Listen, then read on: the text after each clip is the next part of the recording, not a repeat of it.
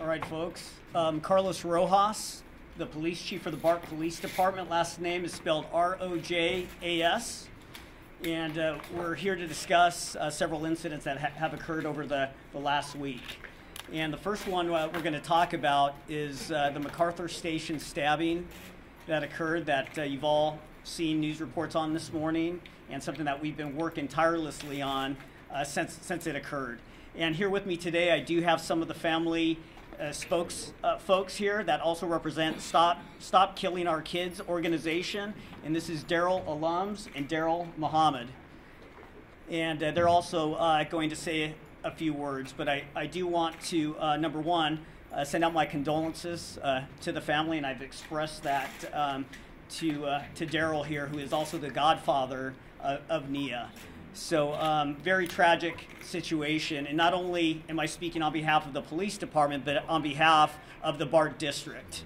And it's a horrible situation that we hope to bring the individual who's responsible for this to justice.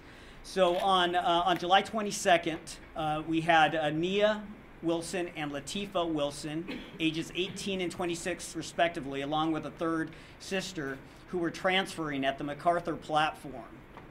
As they were transferring at the MacArthur platform, they were approached by an individual with a knife who struck very rapidly.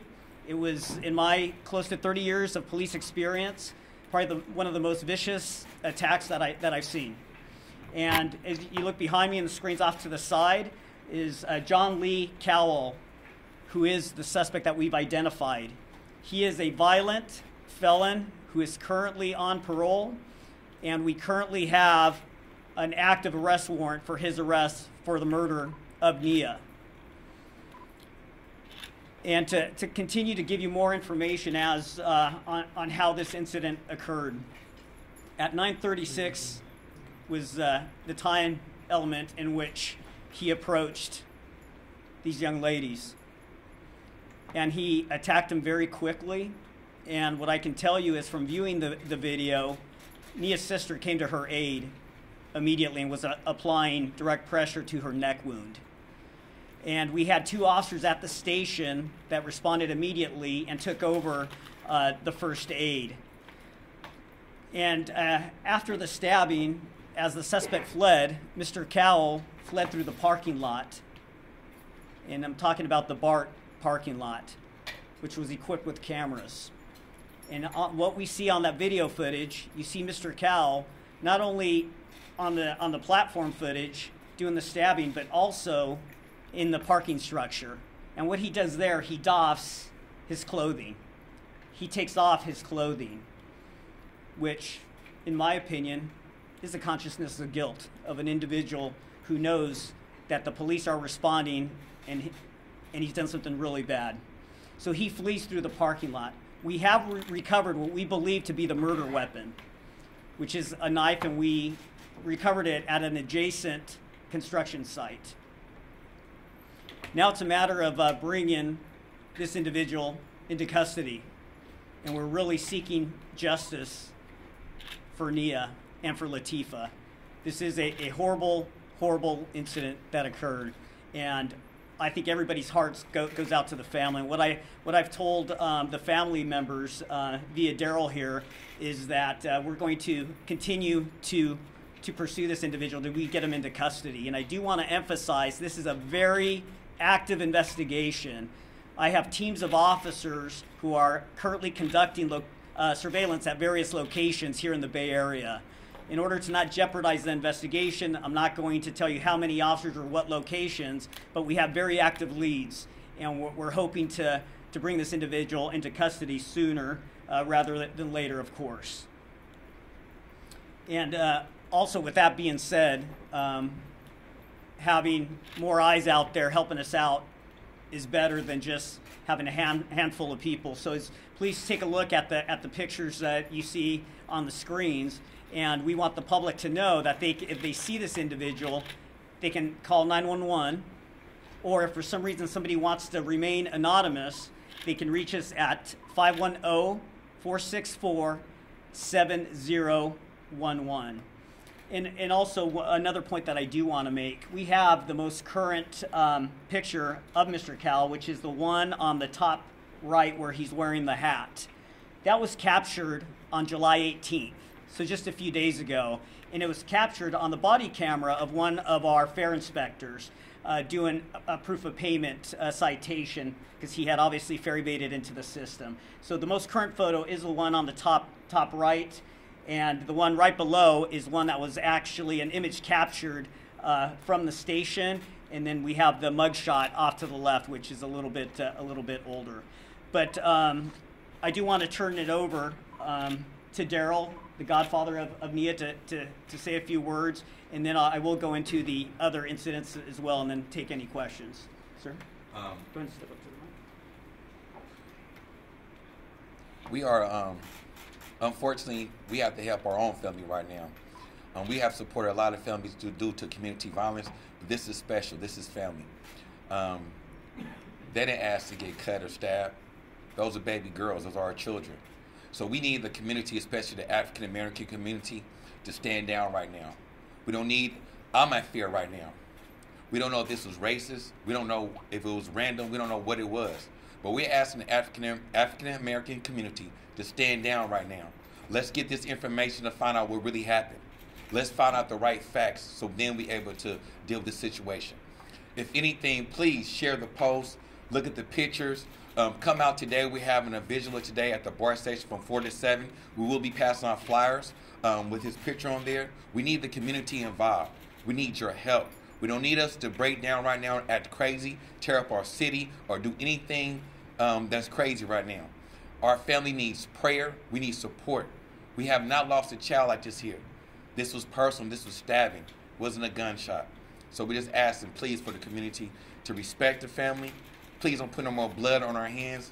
That's not ours. We want the killer. We want justice. Thank you. Thank you. Oh, one more thing. There's a lot of social media going on right now with GoFundMes. These are fake accounts. We're asking, please do not contribute unless it's directly from the family. We are the advocates. We are adamant at Village Stop Killing Our Kids. If there is a GoFundMe, we will be sharing it on social media, and we'll also be giving it to the BART police so they can pass the word. Thank you so much. What's your name? My name is Daryl Allums, D-A-R-Y-L-E. Last name is Allums, A-L-L-U-M-S. And we are the Stop Killing Our Kids organization of Oakland. Thank you. Thank you. Yeah, I do want to thank the family for their support and strength. This is a very difficult situation, obviously. And I do want to touch on the race issue, because I know there's been a lot of social media posts that this may be race motivated. And I can tell you, up to this point, we do not have any information that suggests it is race motivated, but we can't discount it at this time. We don't have a motive at this time. So that is currently still under investigation. And before I go into the other cases, I'm willing to take any questions. There were some reports that the sisters were helping another family with a baby carriage or something? I'm not aware of who might have reported that, and I did not see a baby carriage in any of the video that I viewed right before or during the incident. So the sisters were just there. Were they on their way to somewhere, returning? They were. It's my understanding they were returning from an event, and they were just going across the platform to jump on a Warm Springs train. Does the suspect have an address? Is it from a particular area, or is he homeless? You've encountered him before. Yes, we do have several addresses for him throughout Contra Costa County and Alameda County, and he is on current parole, and he is listed as a transient. But as I stated before, without tipping my hand too much, we are looking at various locations where we might be able to find him. Can you tell us what he was on parole for? What I can tell you is the criminal rap sheet is confidential, but there is a series of violent offenses that you'll find if you do your due diligence on that. Chief, were there many witnesses, and if so, they provided helpful information at this point? At this point, I know folks were interviewed. In terms of how useful the information is, I'd have to discuss that with the detectives, but we feel that we have a very strong case. There's great video, and there's no doubt in my mind that this individual is the killer, and we're going to bring him to justice. Do you see any patterns in terms of his victims from the No patterns have been identified or any type of similarities to any previous crimes, but of course that's something that will be part of the ongoing investigation. Was there an altercation or anything leading up to the attack?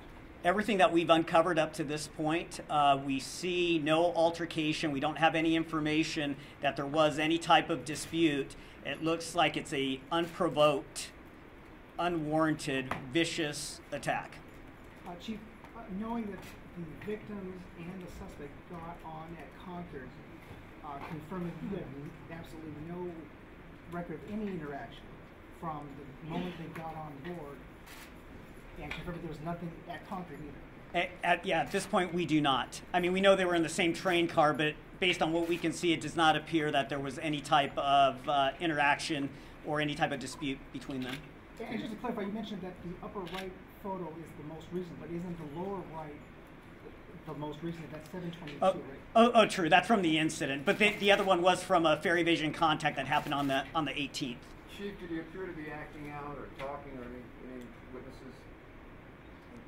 Odd behavior while on the train? I haven't reviewed statements from the various witnesses, but at this point in time, based on what I viewed, I do not see any type of erratic, animated type of behavior. And Chief, I'm sorry if I missed this, but did you say he was suspected of ferry evasion, or did he have proof back on 7/18? No, he was actually cited for proof of payment, which is the ordinance that was passed by our board. So he did not have proof? He did not have proof. And what was the 5/7 mugshot from? No? I don't know offhand, but we can certainly get that information for you. Chief, the knife that was found near the construction site outside of the platform, was that the suspect's murder weapon? We believe it is the murder weapon. You know, of course, we're going to do the required testing and the due diligence to ensure that is the case. But we do believe we do have the murder weapon, and we do believe he is solely responsible for this horrible incident that occurred. Chief, are you going to release any surveillance video, actual video of the crime? No, we are not going to release any video of the crime. This is part and parcel of our ongoing investigation, and what we're releasing is what's the most useful to the public, which is that facial image of this individual who's out in the community, who could be identified by a member of the public. And we're hoping that somebody will be able to recognize them and call us so we can take them into custody. Should anybody approach this person? Absolutely not. We encourage folks to call 911 if they do see this individual. He should be considered armed and dangerous based on his actions, without a doubt. Chief, there's obviously a lot of anxiety among passengers on the system, and now they're hearing about other incidents, earlier in the week. What do you say to people who are thinking, BART can't keep me safe, and they already were upset about homelessness and smells and filth and everything else? Right. I totally understand the concern that folks have, and one of the things that we've been trying really hard to do, not only from the police department standpoint, but from the district standpoint, is really reassure our riders that it is safe and that we're working our hardest to make sure we make improvements on the system. And on any given week, we have over 2 million riders on the system. So it's not there. These incidents are occurring in our communities and bleeding into our station. So we're dealing with the same thing that any community in the Bay Area or throughout California is dealing with. Chief, what was the distance between the BART police officers that were there and where the attack happened? I can tell you they were in the station. They were very close. They immediately responded when they were summoned or heard the commotion going on. So it was just a matter of maybe a minute for them to get up to the platform. How is it that he was able to slip away and get away? What I described to you, the vicious attack that I described, to me it's more reminiscent of a prison yard assault, where you have an individual with a sharp object or a shank, and they do their attack so quickly that before anybody could really react, the person takes off running, and that, of course, makes it a challenge unless you're actually observing the incident occur. And what I'd like to do is also discuss the other two incidents that occurred. And I want to talk about an incident that occurred at Bayfair Station on July 21st. And we had officers that responded just after 1 o'clock of a possible assault that had taken place. And when our officers got there, they found Mr. Don Stevens, 47 years old, lying on the platform. At that point in time, they were unaware if it was a medical aid situation. There was no witnesses that came forward on the incident, and he was unconscious at the time. The officers provided CPR. Paramedics responded and did transport Mr. Stevens to a local hospital. He eventually passed away yesterday. And prior to yesterday and him passing away, we actually reviewed our train car video. Because now, as you're all aware, we have working cameras in all our train cars and all our stations. So, of course, we thought it was a little odd that a call would come in of a possible assault, but then no witnesses were coming forward. So we reviewed the video, and what we saw was an assault on Mr. Stevens. And what it appears to be is that he's in some type of verbal altercation or argument with an individual on the train. And then a third individual who doesn't appear to be connected with the situation or connected with either one, based on what you can see visually on the video, walks over and then punches Mr. Stevens with a closed fist on the side of the head. Best way I could describe it is cold cocking him on the side of the head. It's completely unexpected. And then you see Mr. Stevens go down to the ground. And as I said, he was transported by the paramedics. He was still alive, and I know yesterday his family was in town, and he was declared deceased after being taken off life support.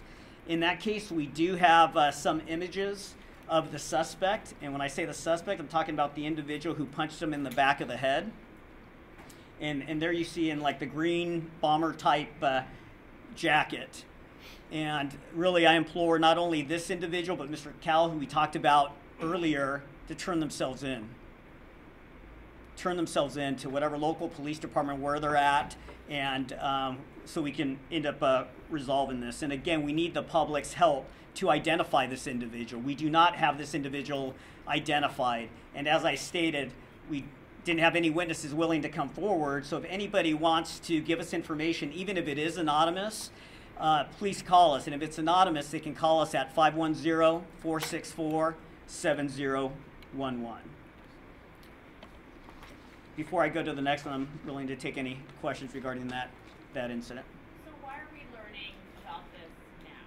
Why not Sunday morning? He didn't pass away till Sunday afternoon. Okay. And then so at that point all we knew is either an accident, we had to review the tape, so we had a lot of things going, but we just found out yesterday. So I mean, it's fairly timely in terms of getting this information out. We had our folks working around the clock, not only on the previous incident, but on this incident and the next one that I'm going to talk to you about as well.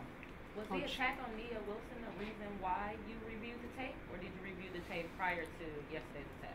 No, it was a completely separate incident. We always review video. There's video to be reviewed, and as I said, all our cameras are working, so it makes it, while it's time consuming and labor intensive for staff to do it, it's something that we take priority when it comes to crimes against persons. Okay, and I want to talk about the Pleasant Hills station incident that occurred. It occurred on Wednesday, July 18th, and this was a verbal argument that occurred between 51-year-old victim, who was a resident of the city of Pittsburgh. And the altercation became physical at some point, and the suspect ended up fleeing the station. Our responding officers got there in less than 5 minutes and engaged in a foot pursuit with the individual. It was actually a lengthy foot pursuit and required the assistance of both the Concord Police Department and the Walnut Creek Police Department. And the subject was eventually taken into custody, and the individual that we took into custody was Abdul Bey, 20 years old. And at that time, we had taken him into custody for the assault as well as for resisting arrest. And so we were informed on Friday, and keep in mind that this occurred on Wednesday, the 18th. So on Friday, we were informed by the Pittsburgh Police Department that they had responded to a death at a residence. and that they became aware that the individual had been assaulted on BART property prior. So we, of course, then started collaborating with the Pittsburgh Police Department to continue this investigation. And Mr. Bay is still in custody, and we attended the autopsy over the weekend. And what I can tell you, Mr. Bisbee, the victim, had a minor cut on his lip, bloody lip, fat lip, and then a very minor cut on his knee. From what I understand, less than 1/8 of an inch. And so he had actually gone, after the incident, he had gone to the hospital and had said, hey, I'm not feeling well. And then he was checked out by the hospital. My understanding is they ran some tests and he was released. And then so then on Friday is when they found Mr. Bisbee deceased in his bed. And then so we attended the autopsy, and the information we have from the coroner's office at this time was that the death appears to be as a result of an infection from that cut on his knee, which we believed happened during the altercation. So it's very, very unusual to have that type of situation. So and we're still working with the DA's office through that process to make sure that everything's aligned with murder charges against the individual. So it is an ongoing investigation as well. Do you know Yes, the victim's full name is It's Bisbee is spelled B-I-S-B-E-E, and first is Gerald. Correct. Age, please. 51, and a resident of the city of Pittsburgh. Is it 50 or 51, Chief? I have 51 on my bullet point, but you'd have to verify with the date of birth. Do you happen to know if Abdul Bey is related to Yusuf Bey or the Yusuf Bey family in any way? That had been asked before, and we don't have any information that that's the case. In these two incidents, can you talk just a little bit about what led up to each of? I mean, were they random assaults? Were they arguments? Were they? So, as I said, the Bayfair incident was an argument prior, and the Pleasant Hill incident was some type of staring at each other, mad dogging each other, and maybe somewhat of a verbal confrontation. So these last two incidents, I would not classify those as being random. Not to give the impression that any of this is justified at all, but definitely not random attacks. There was some communication there. With the first incident was definitely, from what I've seen, a completely random and unprovoked attack. Wait a minute, on the second one, I thought the person just came up and hit him on the back of the head when he was having an argument with someone else. Yeah, but it's part and parcel of what was going on. What it appears to be is that this individual that comes and punches them from behind, it's definitely a surprise attack, but there is a confrontation and things that are said. What was said, we don't know at this point, or what actions were taken during that interchange, we don't know. So whether there's a connection between the individual that did the punching and the other individual, not 100% sure at this point. So it is a work in progress still. Do you see a major difference between the attack on Nia versus the other two attacks that you brought up afterwards? It seems like the original one, there is more of a crisis going on, or something more immediate needs to happen because of random acts of violence. And the other two seems like common arguments, things that happen on BART. So are you kind of connecting the three? Well, no, we just similar thing that happens all the time, or does the no, we just want to make sure that we were giving you all the information and being as transparent as possible, because this is really an anomaly. This doesn't happen on BART. I mean, it's rare that we have a homicide, so of course this is ramped up to the highest priority when you have 3 deaths. It doesn't matter that we have one person in custody on one, right? So that person's in custody and will be held accountable. We have pictures of the other two. I mean, these are all very serious crime, whether they happen on BART or right outside our station in whatever city where we're at. So, I mean, they're all very, very high priority, and we're following all the leads so we're able to exhaust those leads. And our goal is really to bring justice to the families that have lost their loved ones.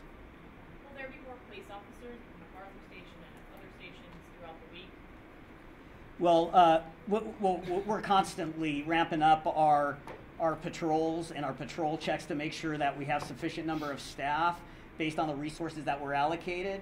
And it's a very random attack that occurred at MacArthur. We had officers at the station.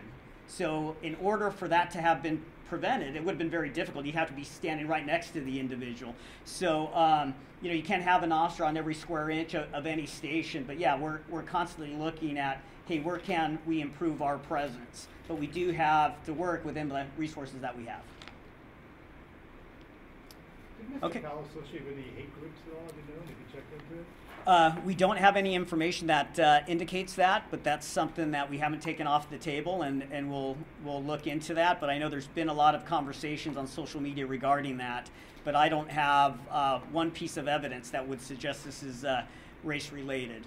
But should that be the case, we'll pursue the appropriate hate crimes if they're applicable. Back to you. What was the name of her sister? And can you talk about how people might be able to vet who's going on the accounts there? Sure. So the sister, Latifa, I have it as Lahtifa Wilson, age 26. And I haven't personally seen any GoFundMe accounts, but the family did mention that there are some false GoFundMe accounts. But I would say just anybody in general, if you're looking to donate to a cause, just be very wary before you give your money to a cause. Make sure it's to the right group. But I don't know. I don't have any other information beyond that. What was the extent of her injuries?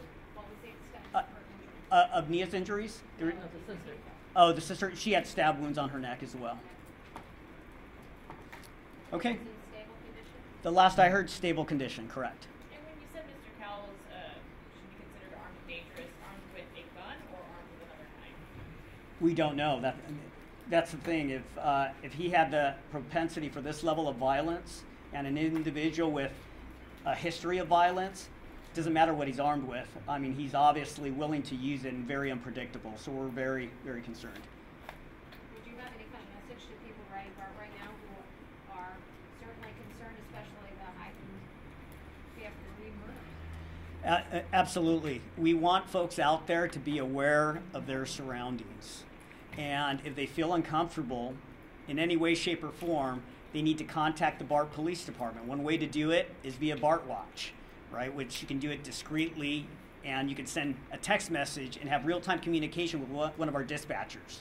But we need folks to be aware of their surroundings, and we've all seen it as riders, and we're no different as police officers. We tend to check our voicemail, check our text, but we want people to keep their electronics in their pockets, in their bags, at least when they're coming to a station, because that's oftentimes something that precipitates some negative adversarial interaction with someone. So we don't want to give individuals the opportunity to victimize us, regardless of who you are. So situational awareness would be the main thing, and keep in mind that we have a very large system that spans over 4 counties, over 2 million riders, just in during the week, let alone what else comes during special events and on the weekends.